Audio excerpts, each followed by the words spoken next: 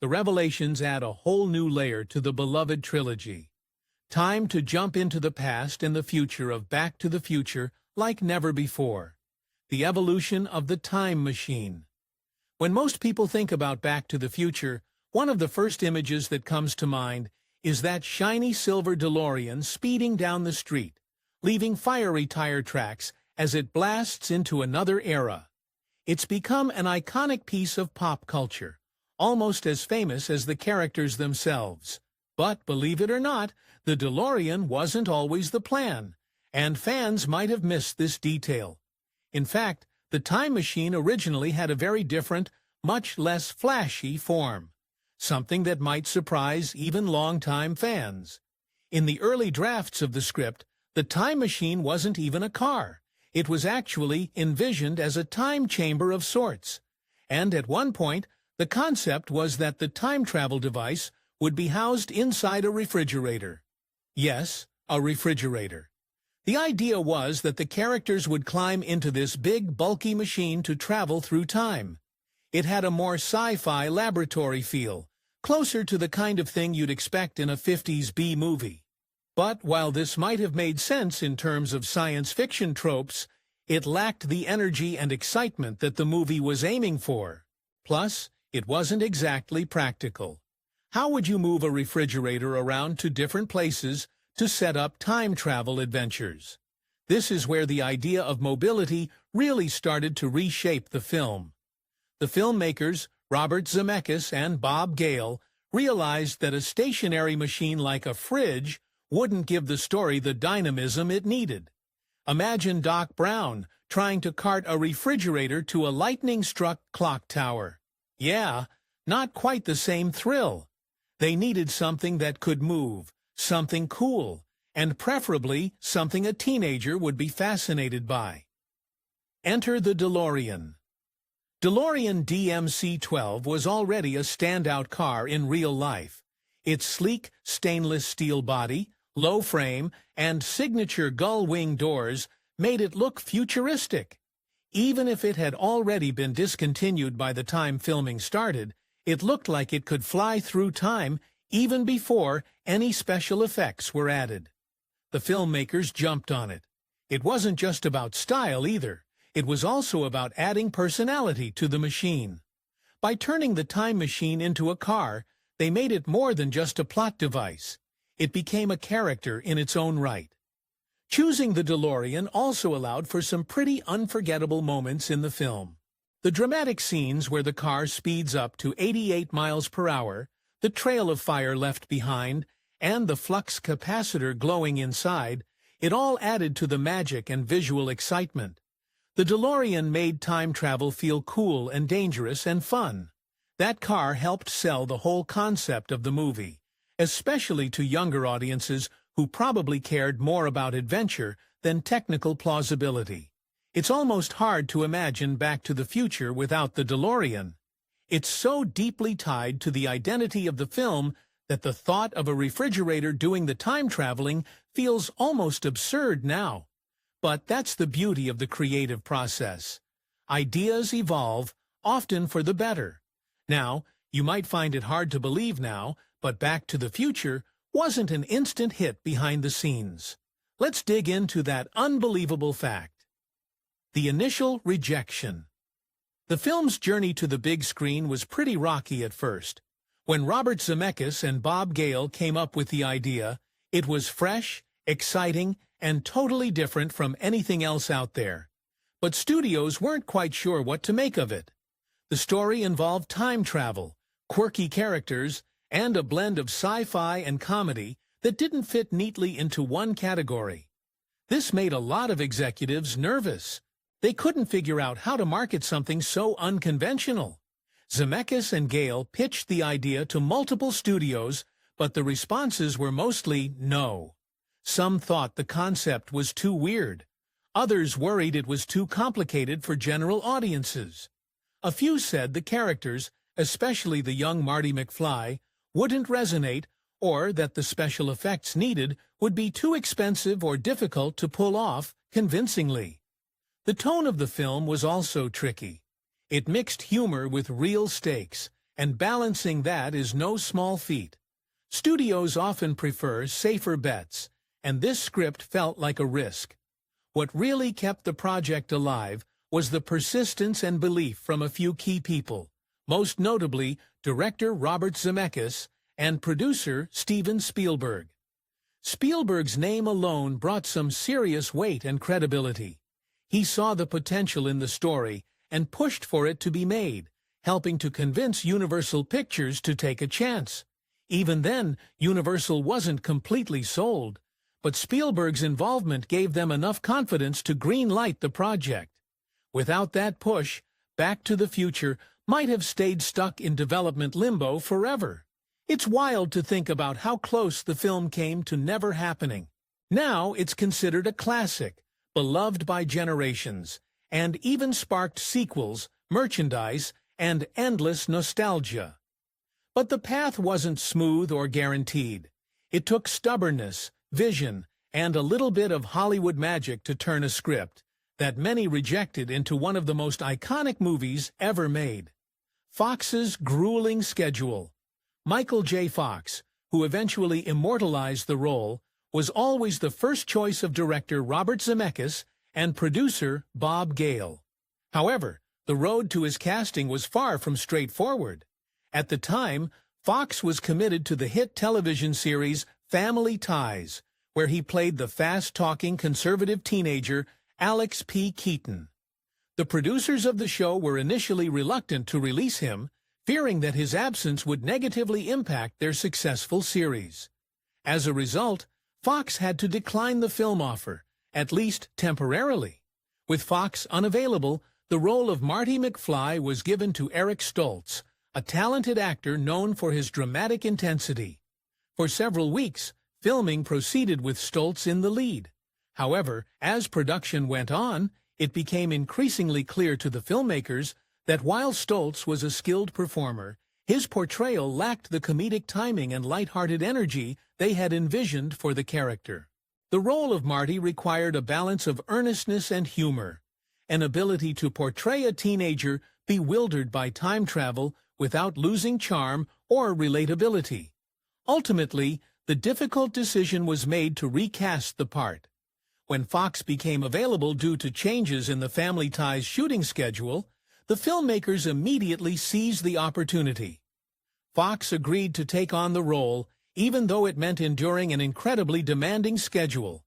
By day, he filmed Family Ties, and by night, he portrayed Marty McFly in Back to the Future. For several months, he slept only a few hours a night, racing from one set to another, fueled by caffeine, adrenaline, and an unwavering commitment to his craft. Despite the exhausting workload, Fox maintained a professional attitude and delivered a performance that would become iconic in film history.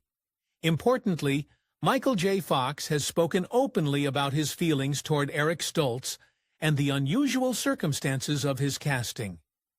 Rather than harboring any ill will, Fox has expressed admiration and respect for Stoltz's dedication and talent.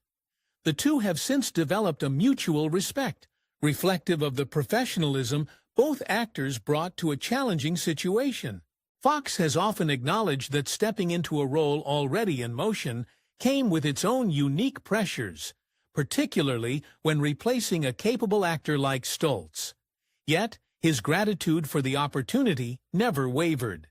He recognized that the role of Marty McFly was a once-in-a-lifetime chance, one that would define his career and resonate with generations of moviegoers. The result of Fox's grueling dual commitment was nothing short of cinematic magic. Back to the Future became a cultural phenomenon, blending sci-fi ingenuity with heartfelt storytelling and humor. Fox's portrayal was praised for its authenticity, comic timing, and emotional depth, perfectly capturing the disorientation and wonder of a teenager thrust into the past. His chemistry with co-stars Christopher Lloyd, Leah Thompson, and Crispin Glover helped create a believable and memorable ensemble that audiences connected with instantly. Fox's efforts did not go unnoticed by his peers or the public. Industry insiders marveled at his ability to sustain two high-profile roles without compromising the quality of his work. Viewers embraced him as both Alex P. Keaton and Marty McFly, a rare dual triumph in television and film. This period marked not only a career high, but also a testament to Fox's tenacity and work ethic. Even as the years have passed and Fox has faced new personal and professional challenges, most notably his ongoing battle with Parkinson's disease, his legacy remains grounded in that early example of courage, humility, and passion for storytelling. We're not done with Fox. This time, it's a beef with a co-star. This is Fox's first film, The First Man. The first film is a film that's been released in the late 19th century. The first film is a film that's been released in the late 19th century. The first film is a film that's been released in the late 19th century. The first film is a film that's been released in the late 19th century. And Michael J. Fox. Today, they seem like the perfect on-screen duo. Fox as the plucky, lovable Marty McFly and Thompson as his teenaged mother Lorraine, stuck in a very awkward situation thanks to some time travel hijinks. But when Fox first arrived on set, the vibe wasn't quite so warm and fuzzy. Part of the reason for that tension goes back to the film's original lead actor, Eric Stoltz. Stoltz had been cast as Marty McFly months before Fox entered the picture. The crew even shot several weeks of footage with him, and for all intents and purposes, he was Marty during the early days of filming. Lea Thompson, who was cast from the beginning as Lorraine, had already spent significant time acting opposite Stoltz, and the two had become friends. He was serious about the role, perhaps too serious in some ways. Stoltz was known for his method acting style, and he took a very intense, dramatic approach to the character. That kind of dedication can be admirable, especially in a profession as emotionally demanding as acting. So when Stoltz was let go, because the filmmakers felt he just wasn't bringing the right tone to the film, it was a bit of a gut punch, especially for those like Thompson who had bonded with him.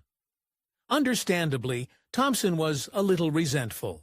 It wasn't just that a friend had been fired, it was that he had been replaced with someone who, at the time, she didn't fully respect.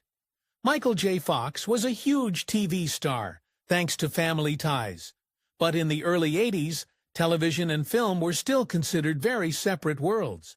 Movie stars were seen as a cut above, and TV actors often had to fight to be taken seriously in Hollywood. Thompson has admitted in interviews that she saw herself as a movie star and viewed Fox as just a TV star, which immediately created a sense of superiority and emotional distance. She wasn't rude or confrontational, but there was a definite wall between them in those early days. It didn't help that the atmosphere on set was still tense from the sudden casting change. Everyone was under pressure to reshoot scenes quickly, stay on schedule, and deliver a hit. Fox was juggling filming Back to the Future at night while still shooting Family Ties during the day, which meant he was often exhausted and running on fumes. But despite the stress, Fox brought a completely different energy to the set, one that would ultimately define the film. He had this natural charisma, a sharp comedic instinct, and an easygoing personality that started to shift the dynamic of the entire production. At first, Thompson wasn't sure what to make of him. She was used to the more serious tone that Stoltz brought to the character, and Fox's more light-hearted, playful approach took some adjusting. But as they filmed more scenes together, particularly the now famous sequences in the 50s, where Lorraine awkwardly flirts with Marty, something clicked. Thompson began to realize that the humor Fox brought wasn't just funny, it was necessary. His timing was impeccable, and he had this gift for making absurd situations feel emotionally real. The whole tone of the film shifted in the best possible way. Where Stoltz had brought gravity, Fox brought levity and spark, and that, in the end, was exactly what the story needed. Over time, Thompson's opinion of Fox completely changed. She came to admire not just his talent, but his professionalism and warmth. Despite being in a tough position, coming in late to a project, working insane hours, and carrying the weight of a major motion picture, he never lost his sense of humor or his humility. Thompson has since looked back on those early days and acknowledged her own role in the initial tension. She's been open about the fact that she let her loyalty to Stoltz and her preconceived notions about TV actors cloud her judgment. It's a rare and refreshing kind of honesty in an industry that doesn't always encourage that kind of reflection. Their scenes together strike a perfect balance of awkward, sweet, funny, and bizarre. And that wouldn't have been possible without the journey they took from uneasy co-stars to mutual respect. The tension that started their working relationship eventually gave way to something deeper, an understanding of what the film needed and a shared commitment to making it work. Lea Thompson and Michael J. Fox may not have started off as fast friends, but by the time the credits rolled, they were part of something truly timeless. Lloyd's initial hesitation. It's hard not to picture Christopher Lloyd as Doc Brown, the wild-eyed scientist with electrified hair, a lab coat, and a voice that could shift from whisper to shout in the blink of an eye when people think of the film. His portrayal of Doc is nothing short of iconic. But here's something that might surprise a lot of fans. Christopher Lloyd almost didn't play Doc Brown. In fact, he came very close to walking away from the whole project without even giving it a proper chance. At the time, Lloyd was already a seasoned actor. He had earned praise for his work on stage and had built up a solid film and television career. He was probably best known for playing the eccentric Reverend Jim on the hit sitcom Taxi, and he'd also appeared in serious films like One Flew Over the Cuckoo's Nest. So when the script for Back to the Future first landed on his desk, he wasn't exactly desperate for work. According to stories from behind the scenes, Lloyd briefly skimmed the script and felt unsure about it. Whether it was the time travel storyline, the over-the-top nature of the character, or just bad timing, something about it didn't immediately click. He actually tossed the script aside, thinking it wasn't for him. It's kind of wild to imagine that for a brief moment he was ready to say no thanks to what would become one of the most beloved movie trilogies of all time. But as luck would have it, Lloyd reconsidered. Maybe he looked at the script again with fresh eyes. Maybe someone close to him encouraged him to give it a second look. Whatever the reason, he ended up diving a bit deeper into the story and started to realize how unique and inventive it really was. The idea of a teenager accidentally traveling 30 years into the past in a time machine built out of a DeLorean? That's not your everyday Hollywood plot. But it wasn't just the storyline that won him over. A huge part of what convinced Lloyd to take the role was the chance to work with director Robert Zemeckis. Even though Zemeckis wasn't yet the household name he would become, he already had a reputation for bold, imaginative storytelling. Lloyd could tell that this wasn't just going to be another goofy comedy. It had heart, it had excitement, and it had the potential to be something truly original. Lloyd later said that Zemeckis' passion and creative energy made a big impression on him, and that was ultimately what sealed the deal. Once filming began, it quickly became clear that Lloyd had made the right choice. He threw himself into the character of Doc Brown with full commitment, bringing to life a scientist who was brilliant, slightly unhinged, and totally lovable. His chemistry with Michael J. Fox, who played Marty McFly, was instant and electric, no pun intended. Together, they created a dynamic duo that audiences around the world would instantly fall in love with. Lloyd's unique take on Doc Brown, equal parts mad genius and kind-hearted mentor, became the emotional core of the trilogy. He wasn't just the guy who invented time travel. He was the heart of the adventure. Looking back now, it's almost impossible to imagine anyone else playing Doc Brown. Lloyd's performance is so deeply woven into the fabric of Back to the Future that the role seems like it was written just for him. And yet, it very nearly didn't happen. If Lloyd had stuck with his initial reaction and passed on the role, movie history would have taken a very different path. It's one of those fascinating what-if moments that remind us how close we sometimes come to missing out on greatness. His decision to give the project another chance turned out to be one of the best choices of his career. Back to the Future went on to become a massive hit, spawning 2 sequels, a cartoon series, a video game, and even a stage musical. And through it all, Doc Brown remains one of the most memorable and beloved characters in film history, all because Christopher Lloyd decided not to throw that script away. Remember Jennifer? Originally, the part went to actress Melora Hardin. What a lot of fans don't realize is just how much the movie changed before it became the classic we all know today. The casting of Jennifer Parker. One of the most interesting stories from behind the scenes is about the casting of Jennifer Parker, Marty's girlfriend. Most people remember Claudia Wells in the role, but she actually wasn't the first choice. At the time, Melora Hardin was a young actress with a promising future. She had already done some TV and film work and was seen as a great fit for the part of Jennifer, smart, pretty, and capable of holding her own next to the film's original lead, Eric Stoltz. That's right, before Michael J. Fox stepped into Marty McFly's shoes and made the role iconic, Eric Stoltz had actually been cast, and had even filmed scenes for several weeks. The production was well underway, with Stoltz as Marty and Hardin as Jennifer, and everyone thought things were on track. But as filming went on, the tone just didn't feel right. Stoltz, who was a more serious and dramatic actor, was playing Marty with too much intensity for what was supposed to be a fun, fast-paced sci-fi comedy.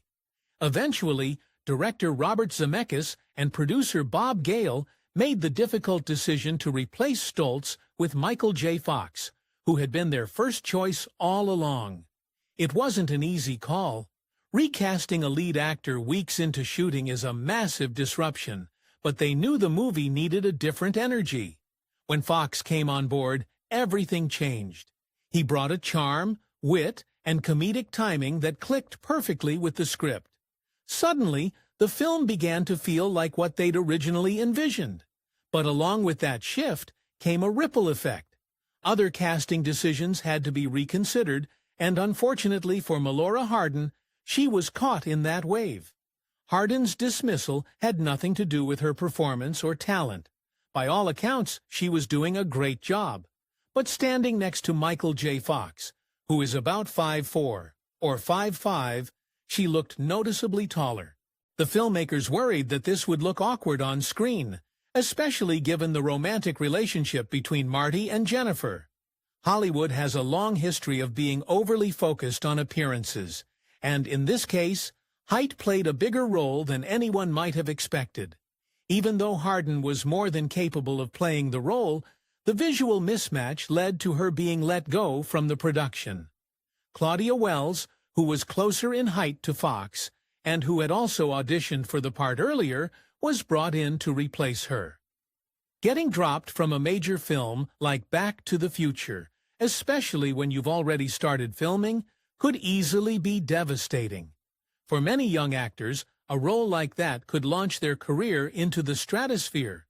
But to her credit, Melora Hardin didn't let it derail her. Instead, she kept working steadily and built a diverse and impressive body of work over the years. In fact, she went on to become well known in her own right, thanks to standout roles in television. Most people today probably recognize her as Jan Levinson from The Office, where she played the tightly wound, sometimes unhinged corporate executive who had a famously chaotic relationship with Michael Scott. That role brought her a whole new wave of fans and showed just how talented and versatile she really is. She also had a recurring role on the hit series Monk, where she played Trudy, the late wife of the main character, and appeared in various other film and TV projects. Hardin's career has proven to have remarkable staying power. And while she may not have gotten to star in one of the most iconic movies of the 80s, she still made her mark in Hollywood. In interviews, she's talked about the experience of being let go from Back to the Future. And while she admits it was disappointing at the time, she doesn't seem bitter. Instead, she's used it as part of her story, a reminder that sometimes things don't work out the way you expect, but that doesn't mean you won't still find success. The casting changes that took place during the production of Back to the Future ended up shaping the movie in a big way. Michael J. Fox brought a totally different vibe to Marty McFly, and Claudia Wells played off of him well as Jennifer. The 40th anniversary reunion, man. Can you believe it's been 40 years since Back to the Future first blasted onto the big screen? Time really does fly, especially when you're talking about a movie that's all about time travel. In 2025, fans and film buffs got the ultimate treat when the main cast reunited at Fan Expo New Orleans to celebrate this incredible milestone. Michael J. Fox, Lea Thompson, Christopher Lloyd, Thomas F. Wilson, and even Huey Lewis all came together for what was basically a nostalgia-packed party. It was like stepping back into the 80s, but with a 2025 twist, and you could feel the excitement buzzing in the air. Michael J. Fox, who played the unforgettable Marty McFly, was as charismatic and quick-witted as ever. He shared some hilarious behind-the-scenes stories, like the crazy stunts and tight filming schedules that made shooting such an adventure. Hearing him talk about those early days reminded everyone why Marty was, and still is, such an iconic character. Lea Thompson, who brought Lorraine McFly to life, reflected on how the film really shaped her career, and how surreal it was to see something she worked on so long ago still having such a huge impact.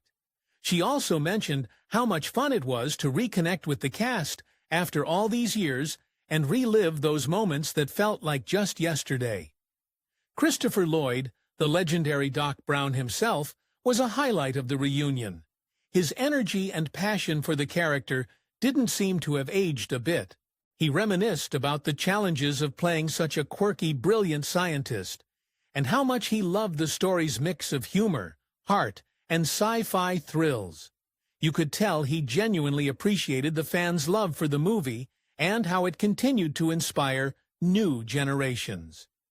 Thomas F. Wilson, a.k.a. Biff Tannen, brought a playful, villainous vibe to the event, joking about how much fun it was to be the bad guy, and how he still gets recognized for the role everywhere he goes. His stories about working with the cast and crew were funny, and gave a peek into the tight-knit bond they all share. And then there was Huey Lewis. Yep, the Huey Lewis of the Power of Love fame, who talked about how the song became inseparable from the movie's identity.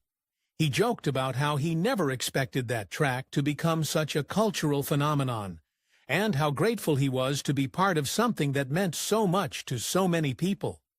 The whole reunion felt like a big family reunion, with everyone sharing laughs, memories, and genuine appreciation for the film that changed their lives.